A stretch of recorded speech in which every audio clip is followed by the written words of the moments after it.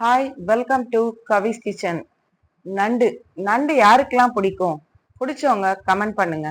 இதை வச்சு நம்ம ஒரு சூப்பராக ஒரு கிரேவி பண்ணியிருக்கேன்.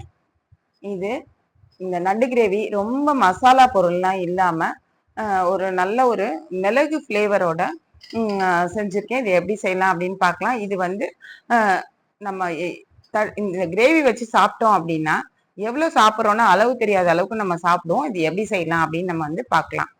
இதுக்கு ஒரு கடாயில் ஒரு 4 ஸ்பூன் எண்ணெய் விட்டு பச்சை மிளகாய் கருவேப்பிலை ஃபஸ்ட்டு தாளிச்சுக்கிறோம்.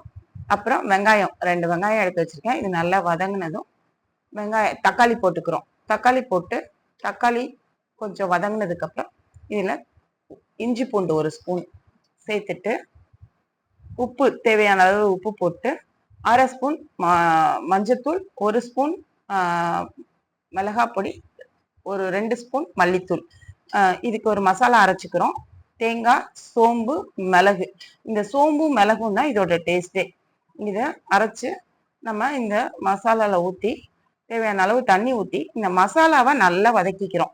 ஏன்னா நண்டு போட்டு ரொம்ப நேரம் கொதிக்க விட போகிறது இல்லை. அதனால ஒரு 1/4 மணி நேரம் வந்து இந்த மசாலா நல்லா அந்த எண்ணெய் பிரிகிற அளவுக்கு நல்லா வதங்கணும்.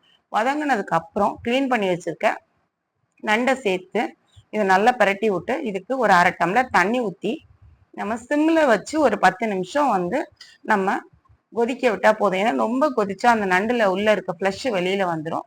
அதனால ஒரு சிம்மில் வச்சு ஒரு 10 நிமிஷம் கொதிக்க விட்டோம்னா இந்த அளவு எண்ணெய் பிரிஞ்சு வந்து ரெடி ஆகிடும்.